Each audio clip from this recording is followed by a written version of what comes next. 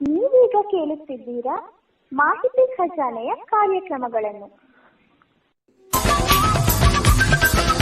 ಮಾಹಿತಿ ಖಜಾನೆ ಯೂಟ್ಯೂಬ್ ವಾಹಿನಿಗೆ ನನ್ನೆಲ್ಲ ಸಂಯುಕ್ತರಿಗೂ ಆತ್ಮೀಯವಾದ ಸ್ವಾಗತ.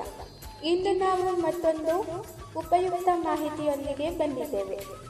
ಈ ವಿಡಿಯೋ ನಿಮಗೇನಾದರೂ ಇಷ್ಟವಾದಲ್ಲಿ ಲೈಕ್, ಶೇರ್, ಕಾಮೆಂಟ್ ಮಾಡಿ ಹಾಗೂ ಇನ್ನು ಹೆಚ್ಚು ಉಪಯುಕ್ತ ಮಾಹಿತಿಯನ್ನು ನಮ್ಮ ಯೂಟ್ಯೂಬ್ ವಾಹಿನಿಯಿಂದ ಏನಾದರೂ ನಿರೀಕ್ಷಿಸುತ್ತಿದ್ದೀರಾ? ನಿರೀಕ್ಷಿಸಿದಲ್ಲಿ ಬೆಲ್ ಐಕಾನ್ ಅನ್ನು ಕ್ಲಿಕ್ ಮಾಡುವುದರ ಮೂಲಕ ಸಬ್ಸ್ಕ್ರೈಬ್ ಆಗಿ.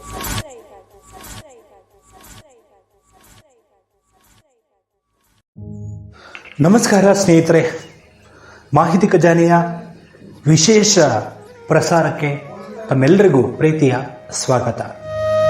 ಗೆಳೆಯರೇ, ನಾವು ನಿನ್ನೆ ಅಂದರೆ 18ನೇ ತಾರೀಕು ಪ್ರಸಾರ ಮಾಡಬೇಕಾಗಿದ್ದ ನಮ್ಮ ಶ್ರೀಯುತ ಅಂಬಾಪ್ರಸಾದ್ ಅವರ ಒಂದು ಕಾರ್ಯಕ್ರಮವನ್ನು ಇವತ್ತು ಅನಿವಾರ್ಯ ಕಾರಣಗಳಿಂದ ಇವತ್ತು ಪ್ರಸಾರ ಮಾಡ್ತಾ ಇದ್ದೇವೆ.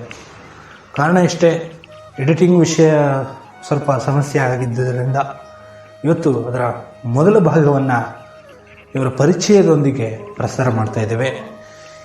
ಈ ಪರಿಚಯವನ್ನು ಮಾಡಿಕೊಡ್ತಾ ಇದ್ದಾರೆ ಶ್ರೀಯುತ ದೀಪಕ್ ನಾಯಕ್ ಅವರು. ಇವರು ಬೆಂಗಳೂರಿನಲ್ಲಿ ಖಾಸಗಿ ಕಂಪನಿಯಲ್ಲಿ ಕಾರ್ಯನಿರ್ವಹಿಸ್ತಾ ಇದ್ದಾರೆ. ಇವರ ಒಂದು ವಿಶೇಷತೆ ಏನು ಅಂದರೆ, ಇವರು ಸಮೂಹ ಗಾಯನಗಳು, ದೇಶಭಕ್ತಿ ಗೀತೆಗಳು ಹಾಗೆ ಇನ್ನಿತರ ದೃಷ್ಟಿ ವಿಶೇಷ ಚೇತನರಿಗೆ ಧ್ವನಿ ಮುದ್ರಿಸಿ ಕೊಡೋದ್ರ ಮೂಲಕ, ಅಂದರೆ ಪಠ್ಯ ಸಂದೇಶಗಳನ್ನು ಅಥವಾ ಏನಾದರೂ ಒಂದಷ್ಟು ವಿಷಯಗಳನ್ನು ಧ್ವನಿ ಮುದ್ರಿಸಿ ಕೊಡೋದ್ರ ಮೂಲಕ ನಮಗೆ ಸಹಾಯ ಮಾಡಿದ್ದಾರೆ. ಈಗ ಅವರು ಶ್ರೀಯುತ ಅಂಬಾಪ್ರಸಾದ್ ಅವರ ಪರಿಚಯವನ್ನು ಮಾಡಿಕೊಡ್ತಾ ಇದ್ದಾರೆ. ಅವರದೇ ಒಂದು ಧ್ವನಿಯಲ್ಲಿ ನಾವು ಕೇಳೋಣ ಸ್ನೇಹಿತರೆ. ಅಷ್ಟೇ ಅಲ್ಲದೆ ಇಲ್ಲಿ HP ಕಿರಣ್ ಅವರ ಒಂದು ನೇತೃತ್ವದಲ್ಲಿ, ಅವರ ಒಂದು ಸಹಕಾರದೊಂದಿಗೆ ಈ ಒಂದು ಕಾರ್ಯಕ್ರಮವನ್ನು ವಿಡಿಯೋ ಚಿತ್ರೀಕರಣ ಮಾಡಲಾಗಿದೆ.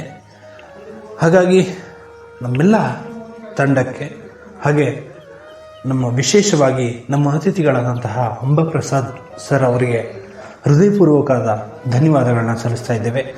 ಅಷ್ಟೇ ಅಲ್ಲದೆ ಎಡಿಟಿಂಗ್ ವಿಭಾಗದಲ್ಲಿ ನಮಗೆ ಸಹಾಯ ಮಾಡಿದಂತಹ my dream cyber centre Hassan ಇಲ್ಲಿಯ ಮಂಜುನಾಥ VN ಇವರಿಗೆ ಹೃದಯಪೂರ್ವಕವಾದ ಧನ್ಯವಾದಗಳನ್ನ ಸಲ್ಲಿಸ್ತಾ, ಇದೀಗ ನಿಮ್ಮನ್ನು ನಮ್ಮ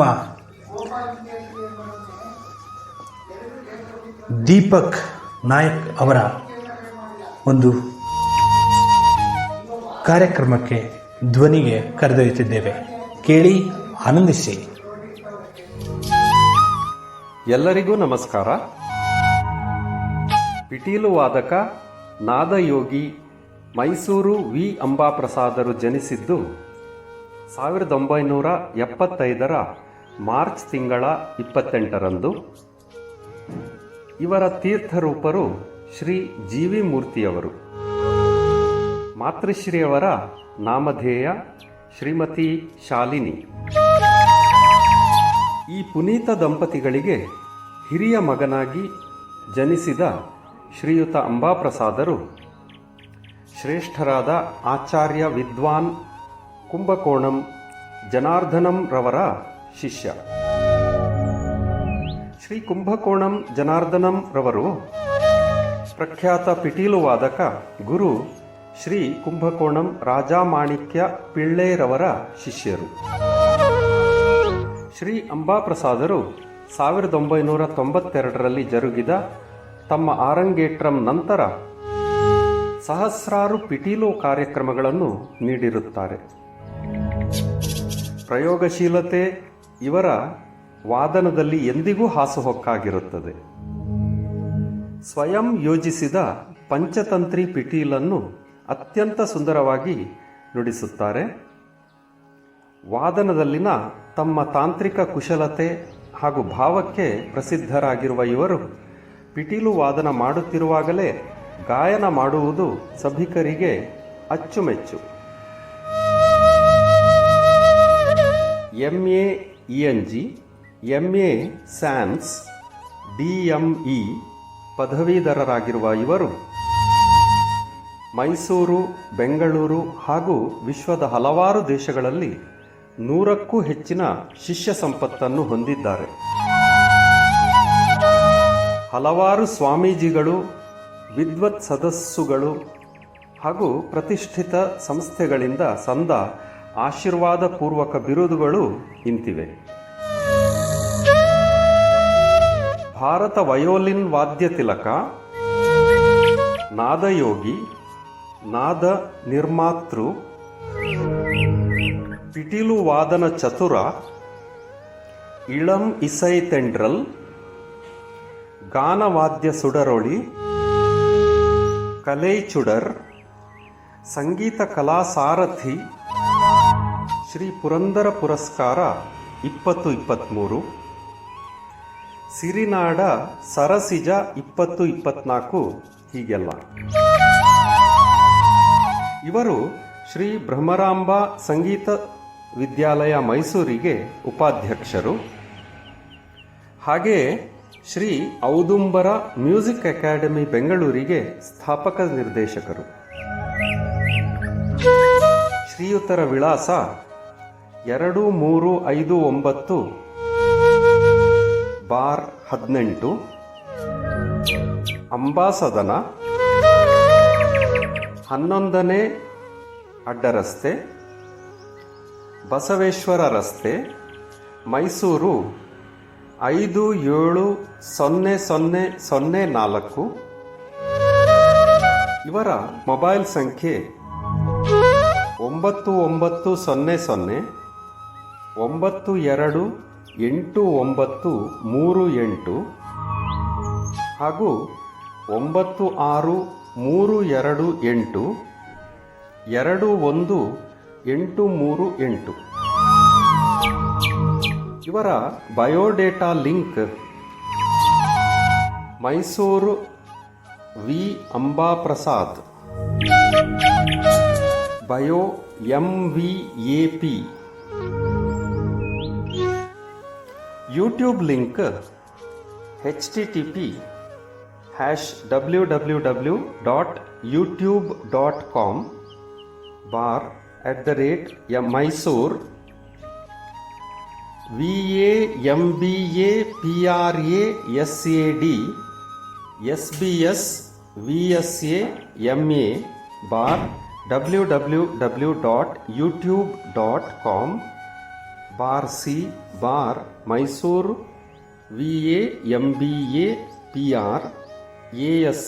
VAMBAPRASADSBS VSAMA.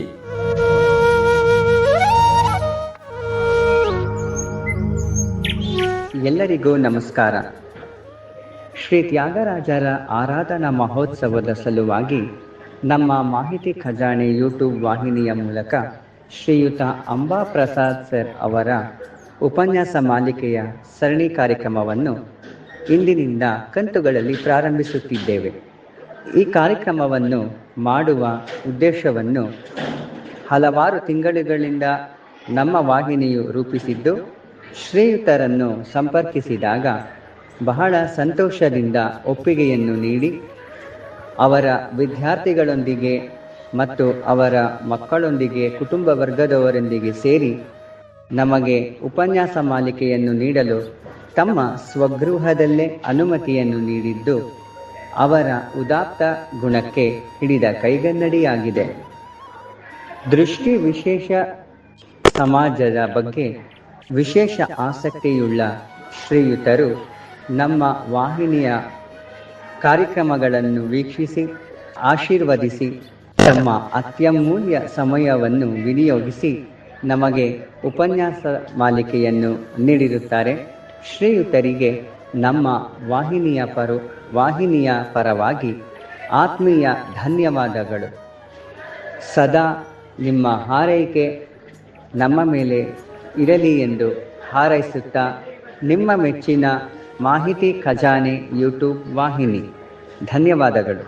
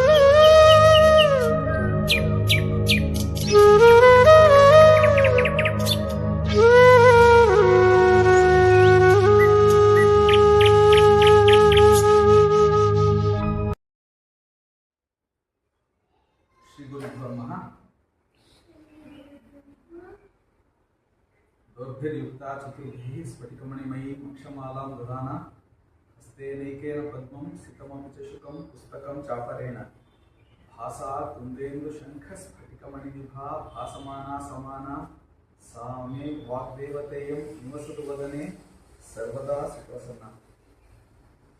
ಶುಭ ಸಾಯಂ, ಎಲ್ರಿಗೂ ನಮಸ್ಕಾರ. ನಾವು ಈಗಾಗಲೇ ಈ ಕಾರ್ಯಕ್ರಮದ ಬಗ್ಗೆ ಸಾಕಷ್ಟು ಸಲ ಮಾತಾಡಿದ್ದೀವಿ.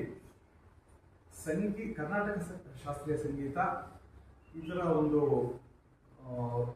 ಪರಿಚಯ ಮತ್ತು ಇವತ್ತು ಅದರ ಸ್ಥಾನಮಾನ ಮತ್ತು ಇದರ ಭವಿಷ್ಯ ಹೇಗಿದೆ ಅನ್ನೋದ್ರ ಬಗ್ಗೆ ಒಂದು ಡಿಸ್ಕಷನ್ ಟೈಪ್ ಆಫ್ ಕ್ಲಾಸ್ ಮಾಡಬೇಕು ಅಂತ ನಮ್ಮ ಒಳ್ಳೆ ಅದ್ಭುತವಾದ ವಿದ್ವಾಂಸರು ಕಿರಣ್ ಅಂತ ಒಳ್ಳೆ ಗಾಯಕರವರು ಅವರು ಅಭಿಪ್ರಾಯಪಟ್ಟರು. ಈಗಾಗಲೇ ಅವರು ಇದೇ ವಿಷಯಕ್ಕೆ ಸಂಬಂಧಪಟ್ಟಂಗೆ ಒಂದೆರಡು ಪ್ರೋಗ್ರಾಮ್ಸ್ ಆರ್ಗನೈಸ್ ಮಾಡಿ ಎಲ್ಲ ಮಾಡಿದ್ದಾರೆ. ಹಲವಾರು ಜನಕ್ಕೆ ತಲುಪಿಸ್ಬೇಕು ಅಂತ ಈ ಸಲ ಉದ್ದೇಶ ಇಟ್ಕೊಂಡು ಇದನ್ನು ಮಾಡ್ತಾ ಇದ್ದಾರೆ. ಇವತ್ತು ಈ ಕಾರ್ಯಕ್ರಮ ಸ್ಟಾರ್ಟ್ ಆಗೋ ಟೈಮ್ನಲ್ಲಿ ಎಲ್ರಿಗೂ ಒಳ್ಳೇದಾಗಲಿ, ಭಗವಂತನ ಕೃಪೆ ಇರಲಿ ಅಂತ ಕೇಳಿಕೊಂಡು ಅವರೇ ಒಂದು ಪ್ರಾರ್ಥನೆ ಮಾಡ್ತಾರೆ. ಆಮೇಲೆ ಕಾರ್ಯಕ್ರಮ ಮಾಡ್ತಾರೆ.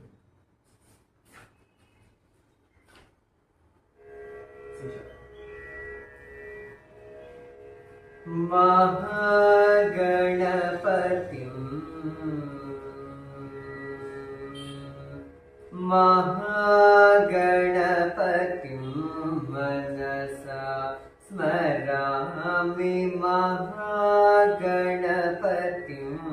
मनसा स्मरामि, महागणपतिं मनसा स्मरामि, महागणपतिं मनसा स्मरामि, महागणपतिं मनसा स्मरामि, वसिष्ठवामदेवादिवन्दितमहागणपतिं महादेवसुतं गुरुगुहनोतं, महादेवसुतं गुरुगुहनोतं, महादेवसुतं गुरुगुहनोतं, मालकोटि प्रकाशं शान्तं, महकाव्यनाटकादिप्रियम्, महकाव्यनाटकादिप्रियं, मूषिकवाहनमोदकप्रियं, महकाव्यनाटकादिप्रियं, मूषिकवाहनमोदकप्रियं, महागणपतिं मनसा स्मरामि, वसिष्ठवामदेवादिवन्दितमहागणपतिं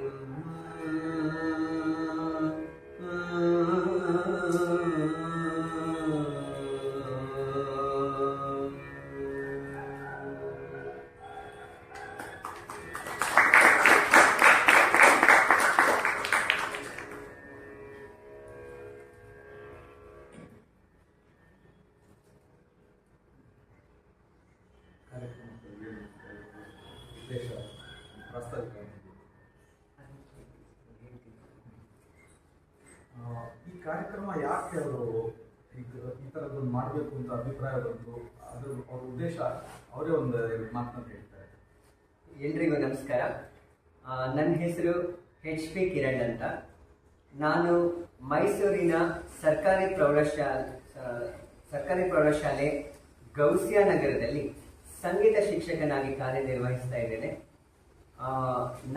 ನಾನು 1 to 10 ಎಲ್ಲ ಮಾಡ್ಕೊಂಡಿದ್ದು ತಿಲಕ್ ನಗರದ ಸರ್ಕಾರಿ ಅಂಧ ಮಕ್ಕಳ ಪಾಠಶಾಲೆ ಮೈಸೂರು ಇಲ್ಲಿ. ನಂತರ BA MA ಮಹಾರಾಜ ಕಾಲೇಜಲ್ಲಾಯಿತು. ಆಮೇಲೆ ಫೈನ್ ಆರ್ಟ್ಸ್ ಕಾಲೇಜಲ್ಲಿ ಮಾಸ್ಟರ್ ಆಫ್ ಮ್ಯೂಸಿಕಲ್ಲಿ ನಂದು ಮೈಸೂರು ಯೂನಿವರ್ಸಿಟಿಲಿ ಮಾಸ್ಟರ್ ಆಫ್ ಮ್ಯೂಸಿಕ್ ಆಯಿತು. ಸೊ ನನಗೆ 2010ರಲ್ಲಿ ನನಗೆ ಕೆಲಸ ಆಯಿತು. ನನಗೆ ಹೆಮ್ಮರ್ಗಾಲದಲ್ಲಿ ಫಸ್ಟ್ ಅಪಾಯಿಂಟ್ ಆಯಿತು. ಆಮೇಲೆ ನನಗೆ 2014ಕ್ಕೆ ನನಗೆ ಕೈಲಾಸಪುರಂಗೆ ಟ್ರಾನ್ಸ್ಫರ್ ಆಯಿತು. ಅಲ್ಲಿ ನನಗೆ ಅಲ್ಲಿ ತುಂಬ ಅನುಕೂಲವಾಗುವಂಥ ವಾತಾವರಣ ನನಗೆ ಶಾಲೆಗಳಲ್ಲಿ ಸಿಕ್ತು. ಮತ್ತು ಎಲ್ಲ ಕಡೆಯಿಂದನೂ ಹೆಮ್ಮರಗಾಲದಲ್ಲೂ ಅಷ್ಟೇ, ಕೈಲಾಸಪುರದಲ್ಲೂ ಅಷ್ಟೇ. ಬಟ್ ಈಗ ಪ್ರಸ್ತುತ ನಾನು ಗೌಸಿಯಾ ನಗರದಲ್ಲಿ ಕೆಲಸ ಮಾಡ್ತಾ ಇದ್ದೀನಲ್ಲ, ಆ ಶಾಲೆಯಲ್ಲಿ ಕೂಡ ನನಗೆ ಒಳ್ಳೆ ರೆಸ್ಪಾನ್ಸೇ ಇದೆ. ಮತ್ತು ನಮ್ಮ ಸಂಗೀತಕ್ಕೂ ಕೂಡ ತುಂಬ ಪ್ರೋತ್ಸಾಹ ಇದೆ. ಮತ್ತು ನಾನು ಸೇರಿರುವಂಥ ಸಂಗೀತ ಗುಂಪುಗಳಲ್ಲಿ ಕೂಡ ನನಗೆ ತುಂಬ ಪ್ರೋತ್ಸಾಹ ಇದೆ. ಹೀಗಾಗಿ ನನಗೆ ನಮ್ಮ ಬ್ಲೈಂಡ್ಸ್ ಎಲ್ಲ ಸೇರಿ ಒಂದು ಮಾಹಿತಿ ಖಜಾನೆ ಅಂತ ಹೇಳಿ ಒಂದು ಯೂಟ್ಯೂಬ್ ಚಾನಲನ್ನು ಹುಟ್ಟು ಹಾಕಿದ್ವಿ ನಮ್ಮ ಸ್ನೇಹಿತರೆಲ್ಲ ಸೇರಿ. ಇದೀಗ ಬೆಳೀತಾ ಇರೋವಂಥ ಚಾನಲ್. ಇಲ್ಲಿ ನಾವು ವಿಶೇಷವಾಗಿ ಸಂಗೀತ ಆಸಕ್ತರಿಗೆ ಸಂಗೀತದ ಮಜಲುಗಳು ಮತ್ತು ಆಯಾಮಗಳನ್ನು ನಾವು ತಿಳಿಸ್ಕೊಡ್ಬೇಕು ಅನ್ನೋ ಒಂದು ಉದ್ದೇಶದಿಂದ ಶ್ರೀಯುತ ಅಂಬಾ ಪ್ರಸಾದ್ ಸರ್ ಅವ್ರನ್ನ ನಾನು ಕೇಳ್ಕೊಂಡೆ, ಸರ್ ಹಿಂಗೆ ನಮಗೆ ಕಾರ್ಯಕ್ರಮ ಕೊಡಬೇಕು ಸರ್ ಅಂತ. ಅಂಬಾ ಪ್ರಸಾದ್ ಸರ್ನ ನಮ್ಮ ಶಾಲೆಗೆ ನಾನು ಅವ್ರನ್ನ ಬರ್ಮಾಡ್ಕೊಂಡಿದ್ದೆ, ಕೈಲಾಸಪುರಂ ಶಾಲೆಗೆ. ಈಗಲೂ ಕೂಡ ನಮ್ಮ ಮಕ್ಕಳು ಅವ್ರಿಗೆ ಅಂಬಾ ಪ್ರಸಾದ್ ಸರ್ ಅನ್ನೋ ಹೆಸರು ನೆನಪಿಲ್ಲ, ಕೆರೆದಡ ಅಂಕಲ್ ಅಂತಾನೆ ಕರೀತಾರೆ. ಯಾಕಂದ್ರೆ ಅವ್ರಿಗೆ ಮಕ್ಕಳ ಜೊತೆ ಮಕ್ಕಳಾಗ್ಬಿಟ್ಟಿದ್ರು ಅವಾಗ. ಅದರಲ್ಲೂ ನಮ್ಮ ಒಂದು ಮಕ್ಕಳನ್ನ ಸುಧಾರಿಸೋದು ಅಂತಂದ್ರೆ ಅದು ಸರ್ಕಾರಿ ಶಾಲೆ ಮಕ್ಕಳನ್ನ ಸುಧಾರಿಸೋದು ಅಂತಂದ್ರೆ ಚಾಲೆಂಜೇ. ಮಕ್ಕಳು ಟೀಚರ್ಸ್ಗಳು ಎಷ್ಟೇ ಸೈಲೆಂಟ್ ಮಾಡಿಸಿದ್ರು ಕೂಡ ಅವರು ಸರ್ ಅವ್ರನ್ನ ಗಲಾಟೆ ಮಾಡೋಕ್ಕೆ ಬಿಡದೆ ಅವ್ರನ್ನ ಕಂಟ್ರೋಲ್ ತಗೊಂಡು 1 hour 2 hours ಸರ್ ಅಲ್ಗಾಡ್ಸಕ್ ಬಿಡ್ಲಿಲ್ಲ, ಅಷ್ಟು ಚೆನ್ನಾಗಿ ಕಮಾಂಡ್ ತಗೊಂಡ್ರು. ಸೊ ಇವಾಗಿರೋ ಒಂದು ಶಾಲೆಯಲ್ಲೂ ಕೂಡ ಈ ಕಾರ್ಯಕ್ರಮಗಳನ್ನು ಮಾಡಬೇಕು ಅನ್ನೋ ಉದ್ದೇಶ ಇದೆ. ಆದರೆ ಇಲ್ಲಿ ಅವರಿಗೆ ಭಾಷಾ ಸಮಸ್ಯೆ ಆಗುತ್ತೆ ಅನ್ನೋ ಒಂದು ಕಾರಣಕ್ಕೆ ನಾನು ಸ್ವಲ್ಪ ಒಂದು ಯೋಚನೆಯನ್ನು ಮಾಡ್ತಾ ಇದ್ದೀನಿ. ನಾನು ಇಲ್ಲೂ ಕೂಡ ಮಾಡೋ ಉದ್ದೇಶ ಇದೆ ನನಗೆ. ಮತ್ತು ಈ ಮಾಹಿತಿ ಖಜಾನೆ ಯೂಟ್ಯೂಬ್ ಚಾನೆಲ್ನಲ್ಲಿ ನಾವು ಹಲವಾರು ಕ್ಷೇತ್ರಗಳಲ್ಲಿ ಇರುವಂಥ ಸಂಪನ್ಮೂಲ ವ್ಯಕ್ತಿಗಳನ್ನು ನಾವು ಪರಿಚಯ ಮಾಡಿಕೊಡ್ತಾ ಇದ್ದೀವಿ. ಮತ್ತು ವಿವಿಧ ವಿಷಯಗಳಿಗೆ ಸಂಬಂಧಪಟ್ಟಂಗೆ ಇತಿಹಾಸ, ಭೂಗೋಳ, ಹೀಗೆ ಎಲ್ಲ ವಿಷಯಗಳಿಗೆ ಸಂಬಂಧಪಟ್ಟ ಹಾಗೆ ರಾಜಕೀಯ ಆಗಿರಬಹುದು, ಎಲ್ಲ ವಿಷಯಗಳ ಬಗ್ಗೆ ಮತ್ತು ಕಥೆ ಕಾದಂಬರಿಗಳನ್ನು ಕೂಡ ಹಾಕ್ತಾ ಇರ್ತೀವಿ. ಮತ್ತು ಇಂಗ್ಲಿಷ್ ಗ್ರಾಮರ್ ಕಲಿಯೋರಿಗೆ ಎಲ್ಲರಿಗೂ ಅನುಕೂಲ ಆಗುವಂಥದ್ದನ್ನು ಮಾಡ್ತಾ ಇದ್ದೀವಿ ನಾವು. ಮತ್ತು ಮೈಸೂರು ದಸರಾ ಸಂದರ್ಭದಲ್ಲಿ ಮೈಸೂರಿನ ಮಹಾಲಕ್ಷ್ಮಿ ದೇವಸ್ಥಾನದ ಪ್ರಧಾನ ಅರ್ಚಕರನ್ನು ಕೂಡ ನಾವು ಪರಿಚಯ ಮಾಡಿಸಿ, ನವರಾತ್ರಿ ಸಂದರ್ಭದಲ್ಲಿ ನವ ಅಲಂಕಾರಗಳನ್ನು ದೇವಿಗೆ ಯಾವ ರೀತಿ ಮಾಡ್ತಾರೆ ಎಲ್ಲರೂ ಕೂಡ, ಮತ್ತು ದೇವಿಗೆ ಆಗುವಂಥ ಅಲಂಕಾರಗಳ ಬಗ್ಗೆ ಕೂಡ ಪ್ರಧಾನ ಅರ್ಚಕರಿಂದ ನಾವು ಮಾಹಿತಿಯನ್ನು ಪಡಿಸಿದ್ವಿ.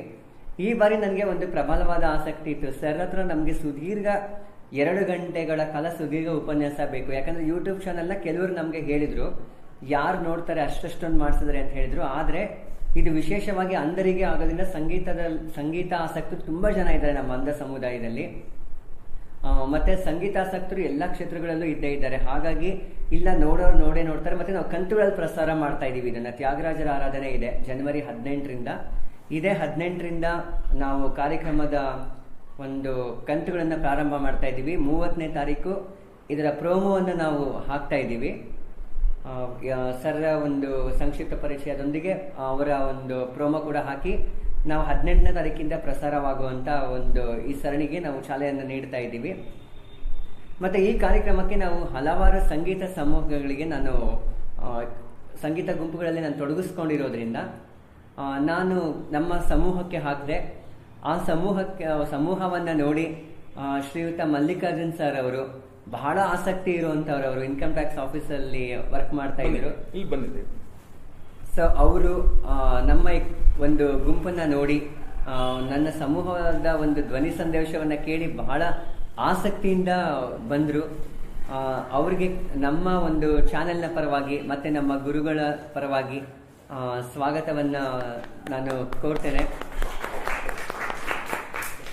ಮತ್ತೆ ಅಂಬಾ ಪ್ರಸಾದ್ ಸರ್ ಹೇಳಿದ್ರು, ನಾನು ತುಂಬಾ ದೊಡ್ಡ ವಿದ್ವಾಂಸರು ಅಂತ ಹೇಳಿದ್ರು. ನಾನು ಈಗಲೂ ನಾನು ಅನ್ಕೊಂಡಿರೋದು, ನಾನು ಅಂಬಾ ಪ್ರಸಾದ್ ಸರ್ ಪಕ್ಕ ಕೂತಿರೋದು ನನ್ನ ವಿದ್ವಾಂಸ ಅಂತ ಅಲ್ಲ, ಅವ್ರ ಶಿಷ್ಯ ಅಂತ, ಪೆಟ್ ಸ್ಟೂಡೆಂಟು ಅಂತ. ನಾನು ಈಗಲೂ ನಾನು ಕೂತಿರೋದು ಅದೇ ಫೀಲಿಂಗ್ಗೆ. ನನಗೆ ಗಾನ ಭಾರತಿ ಕಾರ್ಯಕ್ರಮದಲ್ಲಿ ನನಗೆ ಒಂದು ಸಂಗೀತ ಕಾರ್ಯಕ್ರಮ ಇತ್ತು. ಅಲ್ಲಿ ಅಂಬಾ ಪ್ರಸಾದ್ ಸರ್ ಪುತ್ರರಾದಂಥ ವಿಶ್ವೇಶ್ವರ ಭಾರ್ಗವ ಸರ್ ನನಗೆ ವೈಲಿನ್ ನುಡಿಸಿದ್ರು. ಆಗ ಪ್ರಸಾದ್ ಸರ್ಗೆ ನನಗೆ ಕಾರ್ಯಕ್ರಮಕ್ಕೆ ಬನ್ನಿ ಸರ್ ಅಂತ ಕರೆದೆ. ಆಗ ಸರ್ ನನಗೆ ಪ್ರೋಗ್ರಾಮ್ ಇದೆಯಪ್ಪ, ನೋಡ್ಕೊಂಡು ಬರ್ತೀನಿ, ನನ್ಗೊಂದ್ ಕಡೆ ಪ್ರೋಗ್ರಾಮ್ ಇದೆ, ನನ್ನ ಮಗ ಬರ್ತಾನೆ ಅಂತ ಅಂದ್ರು, ವೈಲಿನ್ಗೆ ಅಂತಂದ್ರು. ಸರ್ ಇವಾಗ ಇಬ್ರು ಮಕ್ಕಳು ಪ್ರೋಗ್ರಾಮ್ ನೀವು ನೋಡಕ್ ಬರ್ಬೇಕು ಅಂತ ನಾನು ಫಸ್ಟ್ ಹೇಳಿದ್ದೆ ಅವ್ರಿಗೆ. ದೊಡ್ಡ ಮಗನ ಪ್ರೋಗ್ರಾಮ್ಗೆ, ದೊಡ್ಡ ಮಗ ವೋಕಲ್ಲು, ಚಿಕ್ಕ ಮಗ ವೈಲಿನ್, ಸರ್ ನೀವು ಬರಲೇಬೇಕು ಅಂತ ನಾನು ಹೇಳಿದ್ದೆ ಅವ್ರಿಗೆ. ಸೊ ಹಾಗಾಗಿ ಸರ್ ಕೂಡ ಆ ಕಾರ್ಯಕ್ರಮಕ್ಕೆ ಬಂದಿದ್ರು. ಹಾಗಾಗಿ ಅವ್ರು ನನಗೆ ತಂದೆ ಸ್ಥಾನದಲ್ಲಿ ಕೂಡ ಇದ್ದಾರೆ. ನನಗೆ ಗುರುಗಳ ಸ್ಥಾನ ಅಂದ್ರೆ ತಪ್ಪಾಗುತ್ತೆ, ಗುರುವಿನ ಮೀರಿ ಸ್ಥಾನ ತಂದೆ, ಗುರು ತಂದೆ 2 ಸ್ಥಾನದಲ್ಲೂ ಸರ್ ಇದ್ದಾರೆ. ಸೊ ಅವರು ನಮಗೆ ಮಾರ್ಗದರ್ಶನ ನೀಡಿ ಮತ್ತೆ ಅವರ ಶಾಲೆಯ ವಿದ್ಯಾರ್ಥಿಗಳನ್ನ, ಪೋಷಕರನ್ನ ಎಲ್ಲರನ್ನೂ ಸೇರಿಸಿ ಈ ಒಂದು ಕಾರ್ಯಕ್ರಮವನ್ನ ಮಾಡ್ತಾ ಇದ್ದಾರೆ. ನಿಜವಾಗ್ಲೂ ಬಹಳ ಸಂತೋಷಕರವಾದಂಥ ವಿಚಾರ. ಮುಂದಿನ ಒಂದು ಉಪನ್ಯಾಸಕ್ಕೆ ನನ್ನ ಒಂದು ಪ್ರಾಸ್ತಾವಿಕ ನುಡಿಯನ್ನು ಮುಗಿಸಿ ನಮ್ಮ ಗುರುಗಳಿಗೆ ಅವಕಾಶವನ್ನು ಮಾಡಿಕೊಡ್ತಾ ಇದ್ದೀನಿ. ಧನ್ಯವಾದಗಳು.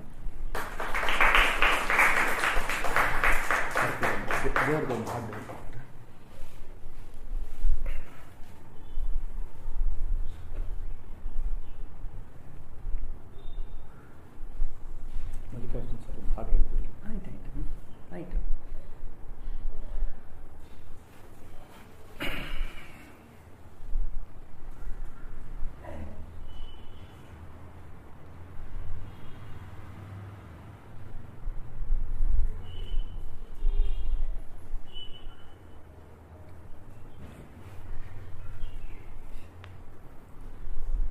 पाहि पाहि गजानन पार्वतीपुत्र गजानन पाहि पाहि गजानन पार्वतीपुत्र गजानन लंबोदर हे गजानन लंबोदर गजानन लंबोदर हे गजानन लंबोदर गजानन पाहि पाहि गजानन पार्वतीपुत्र गजानन विघ्न विनाशक गजानन विद्यादायक गजानन विघ्न विनाशक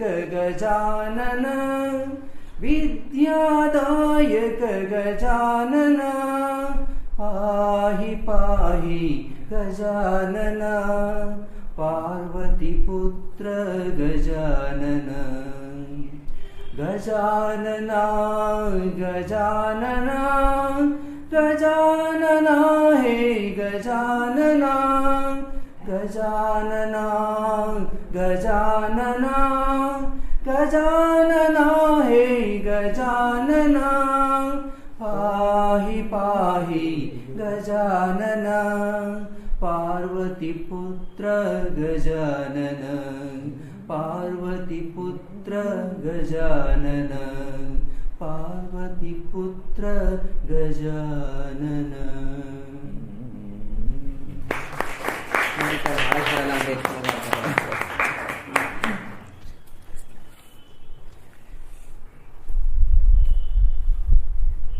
ತುಂಬ ಸಂತೋಷ ಅಂದರೆ ಇವತ್ತು ನಮ್ಮ ಶ್ರೀ ಭ್ರಮರಾಂಬ ಸಂಗೀತ ವಿದ್ಯಾಲಯದ ಹಲವಾರು ಜನ ವಿದ್ಯಾರ್ಥಿಗಳು ಬಂದು ಸೇರಿದ್ದೀರಿ. ಸಂಡೇ ಅಂತ ಕೂಡ ಒಂದು ರೆಸ್ಟ್ ಡೇ ಅಂತ ಸಾಮಾನ್ಯವಾಗಿ ಏನೊಂದು ನೋಷನ್ ಇದೆ, ಅದನ್ನು ಬೀಟ್ ಮಾಡೋಂಗೆ ಇಷ್ಟು ಜನ ಬಂದು ಸೇರಿದ್ದೀರಿ ಅಂದರೆ ನಮಗೆ ದೊಡ್ಡ ಸಪೋರ್ಟ್. ಮತ್ತು ಈ ಸಂಕಲ್ಪ, ನಮ್ಮ ಕಿರಣ್ ಜಿ ಅವ್ರದ್ದು ಸಂಕಲ್ಪ ಎಷ್ಟು ಸ್ಟ್ರಾಂಗ್ ಆಗಿದೆ ಅಂತ ಇದರೊಳಗೆ ಗೊತ್ತಾಗುತ್ತೆ. ಸರಿ, ಸ್ಟಾರ್ಟ್ ಮಾಡಲ?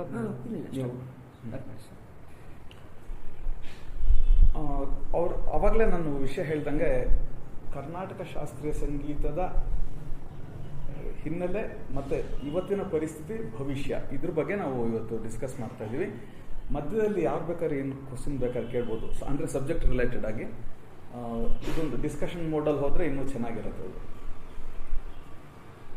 ನಾವು ಭಾರತೀಯ ಶಾಸ್ತ್ರೀಯ ಸಂಗೀತ ಅಂತ ಫಸ್ಟ್ ಒಂದು ಸಬ್ಜೆಕ್ಟ್ ನೋಡ್ಕೊಂಡು ಆಮೇಲೆ ಕರ್ನಾಟಕ ಸಂಗೀತಕ್ಕೆ ಬರೋಣ.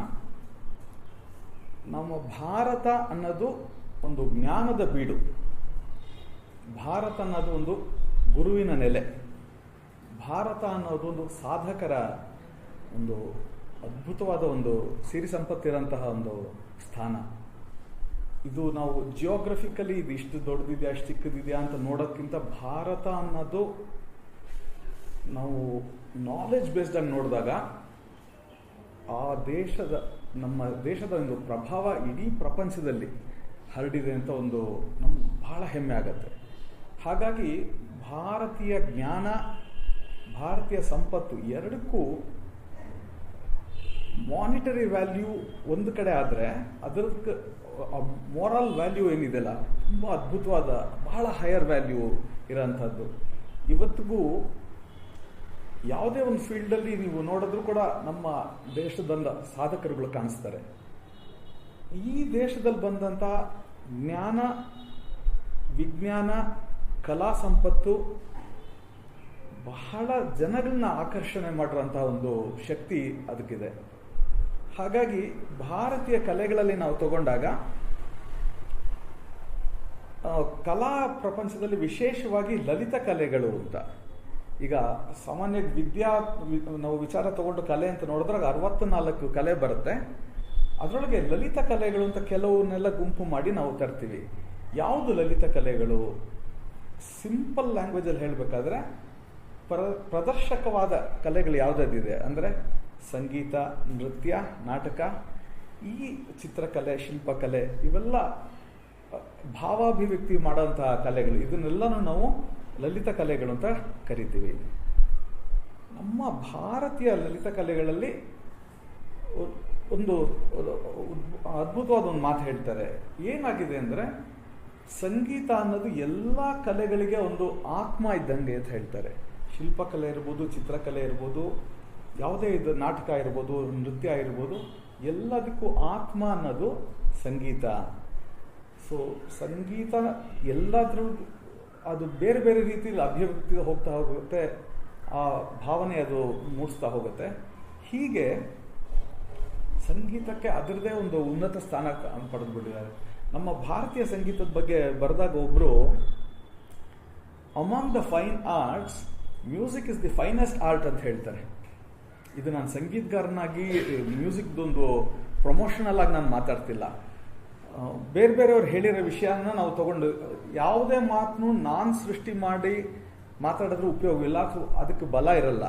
ಹಲವಾರು ಜನ ಹೇಳಿರೋದು, ಹಲವಾರು ಶಾಸ್ತ್ರದಲ್ಲಿ ಉಲ್ಲೇಖ ಆಗಿರೋದು, ಹಲವಾರು ಸಾಧಕರ ಮಾತುಗಳನ್ನ ನಾವು ಇವತ್ತು ಅದನ್ನ ಪುನರುಕ್ತಿ ಮಾಡಿ ಅದ್ರ ಬಗ್ಗೆ ನಾವು ಆಲೋಚನೆ, ವಿಮರ್ಶನೆ ಈ ಥರ ಮಾಡ್ಕೋತಾ ಹೋಗ್ಬೋದಷ್ಟೇ. ಸೊ ಅದು ಎಂಥ ಅದ್ಭುತವಾದ ಮಾತು ನೋಡಿ. Among all the fine arts music is the finest art ಅಂತ ಹೇಳ್ತಾರೆ. ಅಂದರೆ ಇದಕ್ಕಿಂತ ಶ್ರೇಷ್ಠವಾದ ಇನ್ಯಾವುದೂ ಇಲ್ವಾ ಅಂತ ಚರ್ಚೆ ಅಲ್ಲ, ಇದರ ಪ್ರೆಸೆನ್ಸ್ ಎಲ್ಲ ಕಡೆ ಅಷ್ಟು ಅದ್ಭುತವಾಗಿದೆ ಅನ್ನೋ ಮಾತನ್ನ ಹಾಗೆ ಹೇಳ್ತಾ ಹೋಗ್ತಾರೆ. ಭಾರತೀಯ ಸಂಗೀತ ಇದರ ಮೂಲ ನಾವು ಹೋದರೆ ಒಂದು ನನ್ನ ಬಗ್ಗೆ ನಾನೇ ಹೇಳ್ಕೋಬೇಕಾದ್ರೆ ನನಗೆ ನಮ್ಮ ಭಾರತ, ಅದರ ಒಂದು ಶಕ್ತಿ, ಅದರ ಸಂಸ್ಕೃತಿಯ ನಾನೇ ತುಂಬ ದೊಡ್ಡ ಫ್ಯಾನ್. ನನಗೆ ನಮ್ಮ ಭಾರತ ಹೆಸರು ಕೇಳಿದ್ರೆ, ಭಾರತೀಯ ಕಲೆಗಳ ಹೆಸರು ಕೇಳಿದ್ರು, ಅಥವಾ ಭಾರತೀಯ ಸಂಸ್ಕಾರ ಬಗ್ಗೆ ಅದನ್ನು ಮಾತಾಡುವಾಗಲೋ ಕೇಳುವಾಗಲೋ ನಾನೇ ಪ್ರತಿ ಸಲ ವಿಸ್ಮಯಗೊಂಡ್ಬಿಡ್ತೀನಿ. ನನ್ಗೆ ಅಂಥ ದೊಡ್ಡ ಫ್ಯಾನ್ ನಾನು. ಇವತ್ತಿನ ಭಾಷಣದಲ್ಲಿ ಹೇಳ್ಬೇಕಾದ್ರೆ ದೊಡ್ಡ ಫ್ಯಾನ್, ನಮ್ಮ ಭಾರತಕ್ಕೆ ನಾನು ದೊಡ್ಡ ಫ್ಯಾನ್. ಹಾಗಾಗಿ ನಾನು ಅದ್ರ ಬಗ್ಗೆನೇ ಹೆಚ್ಚು ಮಾತಾಡ್ತಿರುವಾಗ ಬೇರೆ ಯಾವುದು ಸರಿ ಇಲ್ವಾ, ಇದೊಂದೇನಾ ಅಂತ ನಿಮ್ಮ ಮನಸ್ಸಿಗೆ ಬರ್ಬೋದು. ನಾನು ಇವಾಗ I am advocating that because I like that.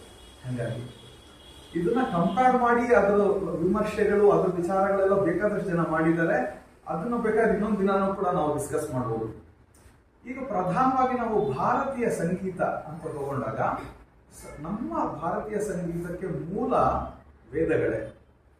ನಿಮ್ಗೆ ಗೊತ್ತಿರೋ ಹಾಗೆ ಹಲವಾರು ವಿಚಾರಗಳ ಜ್ಞಾನ ಸಂಪತ್ತು ಮೂಲ ಹುಡ್ಕೊಂಡು ಹೋದ್ರೆ ಸಿಗೋದು ವೇದಗಳಲ್ಲೇ. ಅದೇ ತರ ಈ ಗಾನ ಕಲೆ ಅಥವಾ ಸಂಗೀತ ಕಲೆ ಅಂತ ಏನಿದೆ, ಇದಕ್ಕೂ ಕೂಡ ಮೂಲ ವೇದಗಳೇ ಅಂತ ಹೇಳ್ತಾರೆ.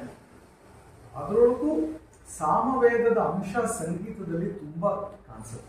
ಯಾಕಂದ್ರೆ ಈಗ ಬೇರೆ ಎಲ್ಲ ವೇದ ಘೋಷ ಮಾಡೋದು ಅಂತ, ಆದ್ರೆ ಸಾಮ ಗಾನ ಮಾಡೋದು ಅಂತ ಹೇಳ್ತಾರೆ. ಸಾಮವೇದ ಹೇಳೋದನ್ನ ಸಾಮ ಗಾನ ಅಂದ್ರೆ ಆ ವೇದ ಹೇಳದೆ ಗಾನ ಸ್ವರೂಪದಲ್ಲಿರುತ್ತೆ.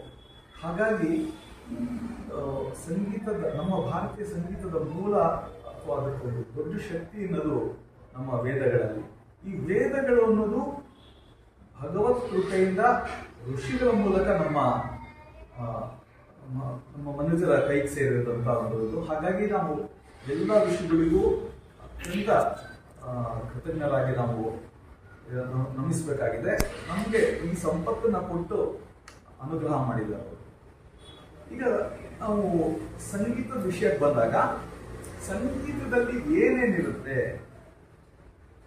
ಗೀತಂ, ವಾದ್ಯಂ, ನೃತ್ಯಂ, ಈ ಮೂರು ತ್ರಯಂ ಅಂತ ಮೂರು ಗುಣನೂ ಇರಬೇಕು. ಅದು ಎಲ್ಲ ಸೇರಿ ಸಂಗೀತ ಅಂತ ಎಲ್ಲವೂ ಸೇರಿದಾಗ ಇಟ್ಸ್ ಅ ಹೋಲ್ಸಮ್ ಪ್ರಾಡಕ್ಟ್ ಅಂತ ಹೇಳ್ತಾರೆ.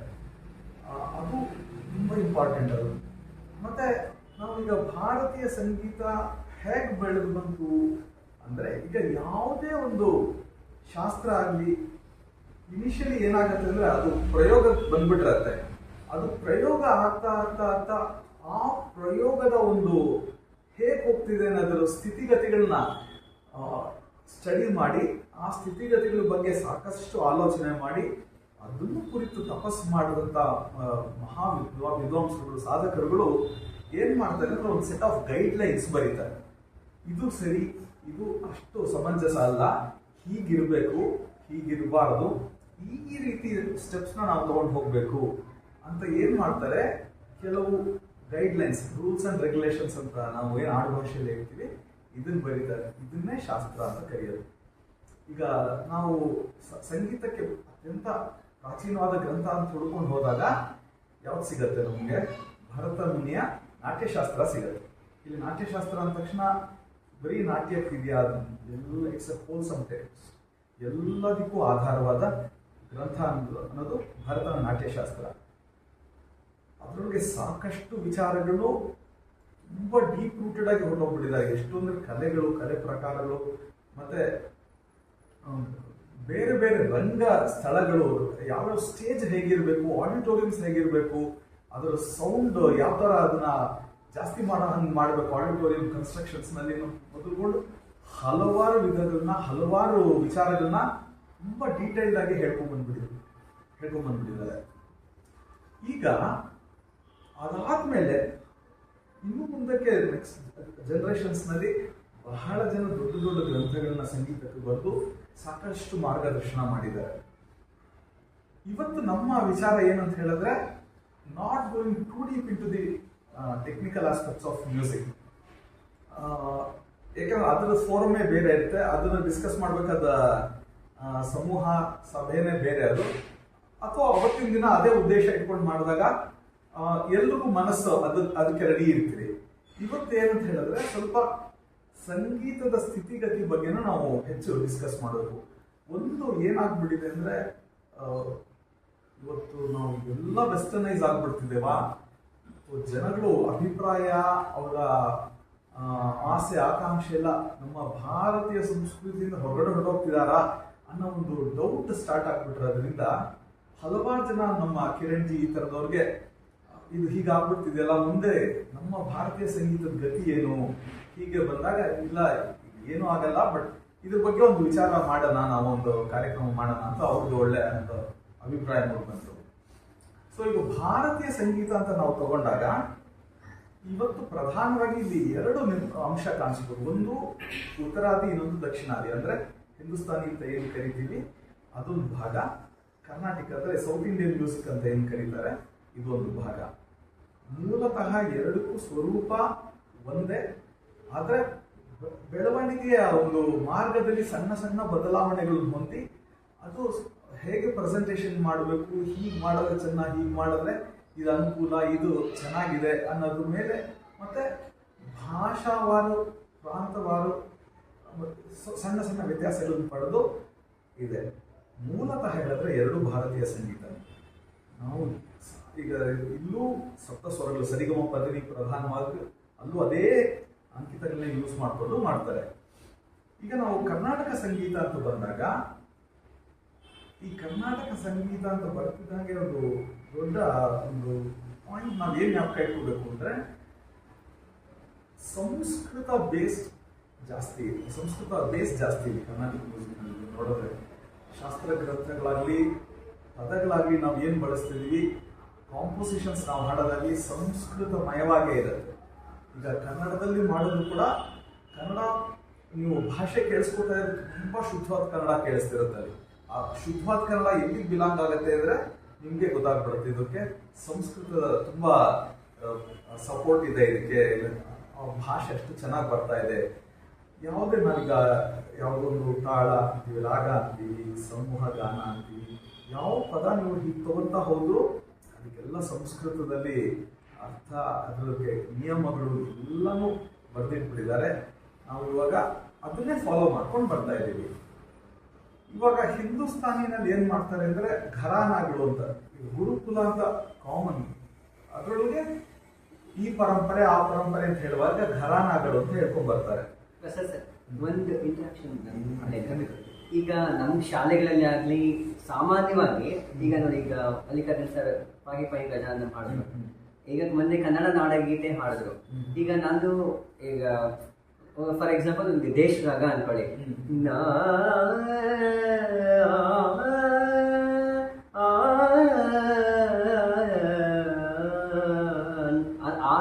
ಆಲಾಪ್ ಮಾಡಿದಾಗ ಅದು ಎಫೆಕ್ಟ್ ಆಗುತ್ತೆ ಅಂತ, ನಾಗಲ್ಲ ಅಂತ ಹೇಳಲ್ಲ.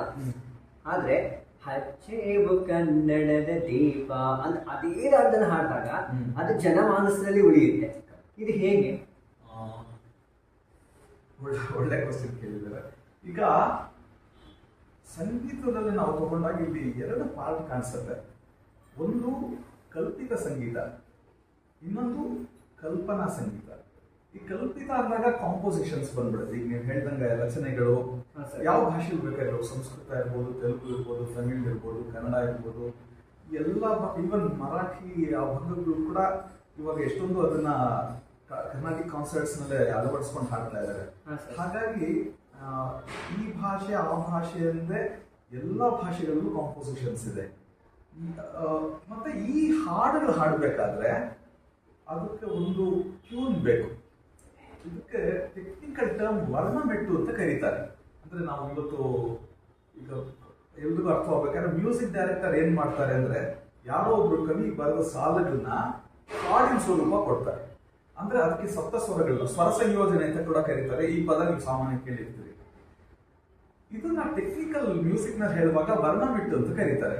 ಕಾಂಪೋಸಿಷನ್ಗೆ ನಾವು ಏನ್ ಸ್ವರ ಪಡಿಸೋದು ಅಂತ ಹೇಳ್ತೀವಲ್ಲ, ಈಗ ಫಾರ್ ಎಕ್ಸಾಂಪಲ್ ಸರ್ ಹೇಳಿದ್ರೆ ಹಚ್ಚೇವು ಕನ್ನಡದ ದೀಪ ಅಂತ ಕವಿ ಬರೆದಾಗ ಅವ್ರ ಮನಸ್ಸಲ್ಲಿ ಯಾವ ರಾಗ ಇರುತ್ತೋ ಗೊತ್ತಿಲ್ಲ, ಅವರೇ ಹಾಡಿದ್ರೆ ಅದು ಸರಿ, ಅವ್ರು ಬರ್ದ್ಬಿಟ್ಟಿರ್ತಾರೆ. ಸೊ ಪೇಪರ್ ಮತ್ತೆ ಪ್ರಿಂಟ್ ಅಂದ್ರೆ ಬ್ಲಾಕ್ ಅಂಡ್ ವೈಟ್ ಅಲ್ಲಿ ಇರೋದು. ಈಗ ಕಿರಣ್ ಜಿ ಅವ್ರ ಕೈ ಸಿಕ್ಕಿದ್ರೆ ಯಾರೋ ಫ್ರೆಂಡ್ ಹೇಳ್ತಾರೆ, ನೋಡಿ ಸರ್ ಈ ತರ ಒಂದು ಕವಿತೆ ಇದೆ, ಇದನ್ನ ಹಾಡ್ಬೇಕು ನೀವು ಅಂದಾಗ ಅವರು ಯಾವ ರಾಗ ಈ ಅರ್ಥ ಬರಕ್ಕೆ, ಇದನ್ನ ಹೈಲೈಟ್ ಮಾಡಕ್ಕೆ ನಾವು ಈ ರಾಗದಲ್ಲಿ ಹಾಡಿದ್ರೆ ಚೆನ್ನಾಗಿರುತ್ತೆ ಅಂತ ಅನ್ಕೊಂಡು ಅದಕ್ಕೆ ಕಂಪೋಸ್ ಮಾಡ್ಕೊಂಡು ಹಾಡ್ತಾರೆ. ಸ್ಯಾರ್ ಕೇಳಿದ ಏನ್ ವಿಚಾರ ಅಂದ್ರೆ, ಈಗ ನಾವು ಶಾಸ್ತ್ರೀಯ ಸಂಗೀತದಲ್ಲಿ ಮನೋಧರ್ಮ ಸಂಗೀತ ಅಂದ್ರೆ ಆ ಟೈಮಲ್ಲಿ ನಾವು ಕಲ್ಪನೆ ಮಾಡ್ಕೊಂಡು ಹಾಡೋಂಥ ಸಂಗೀತ ಭಾಗ ಇದೆಲ್ಲ, ಆಲಾಪನೆ ಆಗ್ಬೋದು, ಕಲ್ಪನಾ ಸ್ವರ ಆಗ್ಬೋದು, ನೆರವಲ್ ಆಗ್ಬೋದು, ಅಥವಾ ಇನ್ನೂ ವಿಶೇಷವಾಗಿ ರಾಗತಾನ ಪಲ್ಲವಿಗಳಾಗ್ಬೋದು. ಇಲ್ಲೆಲ್ಲ ಏನಾಗುತ್ತೆ ಅಂತ ಹೇಳಿದ್ರೆ, ಆಲಾಪನೆ ಅರ್ಥ ಮಾಡ್ಕೋಬೇಕಾದ್ರೆ, ಕಲ್ಪನಾ ಸ್ವರ ಅರ್ಥ ಮಾಡ್ಕೋಬೇಕಾದ್ರೆ, ನಾನು ಹೇಳ್ತಿರೋದು ಟೆಕ್ನಿಕಾಲಿಟೀಸ್, ಸೌಂಡು ಚೆನ್ನಾಗಿರುತ್ತೆ ಅನ್ಸತ್ತೆ, ಸ್ವಲ್ಪ ಕೂತ್ಕೊಂಡು ಕೇಳಿಸ್ಕೋಬಹುದು. ಆದ್ರೆ ನಾವು ಯಾವ್ದಾರು ಹಾಡುಗಳು ಹಾಡಿದಾಗ ಆ ಪದಗಳ ಪರಿಚಯ ಇರುತ್ತಲ್ಲ, ಅದು ಏನಾಗುತ್ತೆ, ಮನಸ್ಸಲ್ಲಿ ನಿಲ್ಲೋ ಚಾನ್ಸಸ್ ತುಂಬಾ ಇರುತ್ತೆ. ಸೊ ಈಗ ನಾವು ವಾಗ್ಯಕಾರರು ಅಂತ ಹೇಳುವಾಗ ಪದನೇ ವಾಕ್ ಮತ್ತೆ ಗೇಯ ಅಂತ ಯೂಸ್ ಮಾಡ್ತಾರೆ. ವಾಕ್ ಅಂದ್ರೆ ಪದನೂ ಅವರೇ ರಚಿಸಿ, ಅಂದ್ರೆ ಕವಿತೆ ರಚಿಸಿ, ಅದಕ್ಕೆ ಟ್ಯೂನ್ ಕಂಪೋಸ್ ಕೂಡ ಅವರೇ ಮಾಡ್ಬಿಡ್ತಾರೆ. ಮೋಸ್ಟ್ ಆಫ್ ದಿ ಟೈಮ್ಸ್ ಒಟ್ಟಿಗೆ ಬಂದ್ಬಿಡುತ್ತೆ ಅವ್ರಿಗೆ, ಆ ಪದ ಬರೋ ಅಷ್ಟೊಳಗೆ ಟ್ಯೂನು ಅವರೇ ರೆಡಿ ಮಾಡ್ಬಿಟ್ಟಿರ್ತಾರೆ. ಸೊ ಈಗ ತ್ಯಾಗರಾಜರಾಗ್ಬೋದು, ಸ್ವಾಮಿ ದೀಕ್ಷಿತರಾಗ್ಬೋದು, ಇವನ್ನೆಲ್ಲ ನಾವು ವಾಗ್ಯಕಾರರು ಅಂತ ಯಾಕೆ ಕರಿತೀವಿ ಅಂದ್ರೆ ವಾಕ್ ಮತ್ತೆ ಗೇಯ ಎರಡೂ ಅವ್ರದೇ. ಸೊ ಹೀಗಾಗಿ ಈಗ ನಾವು ಗಬನಿರಿ ಬಗನಿ ಬಗ್ಗರಿ ಸನಿ ಬನ್ನಿರಿ ಚೆನ್ನಾಗಿದೆ ಅನ್ಸುತ್ತೆ. ಆದ್ರೆ ಇದನ್ನೇ ಜಾಸ್ತಿ ಹಾಡ್ಕೊಂಡು ಮೋರ್ ಟೆಕ್ನಿಕಲ್ ಆಗಿ ಹೋದ್ರೆ ಸಂಗೀತ ಹೆಚ್ಚು ಡೆಪ್ತ್ ಇರೋಂಥ ಪರಿಚಯ ಇರೋರು ಈ ಪೀಡಿ ಚೆನ್ನಾಗಿದೆ, ಇದು ಈ ಸಂಗತಿ ಅಂತ ಅಂತಾರೆ. ನಾವು ಅಲ್ಲಿ ಸರ್ ಈಗ ಮೂಲ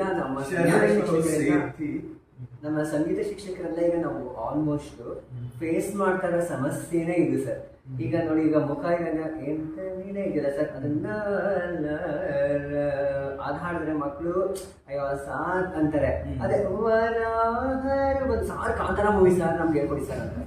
ಇದು ನಮ್ಗೆ ಬಹಳ ಸಮಸ್ಯೆಗೆ ಬರ್ತಾ ಇದೆ ಸರ್. ಇದು ನಮ್ಗೆ ಆಕ್ಚುಲಿ ಯಾವುದೇ ಈಗ ಒಂದು ನೋಡಿ, ಈಗ ಎಲ್ಲರೂ ಮಾಡುವುದು ಹೊಟ್ಟೆಗಾಗಿ ಇದೆಯಲ್ಲ ಸರ್, ಕನಕದಾಸರ ರಚನೆ ಇದೆಯಲ್ಲ ಸರ್, ಅದು ಎಲ್ಲರೂ ಮಾಡುವುದು ಹೊಟ್ಟೆಗಾಗಿ ಅಂತ ತೋಳಿಗಾರದಲ್ಲಿ ಒಂದಿದೆ ಸರ್. ಅದು ಯಾರೋ ಒಬ್ರು ಹಾಡಿದ್ದಾರೆ ಸಿಂಗರ್, ಅದನ್ನ ನಾವು ಹೇಳ್ಕೊಟ್ರೆ ಮಕ್ಕಳ ತಲೆಗೆ ಹಿಡಿಯೋದಿಲ್ಲ.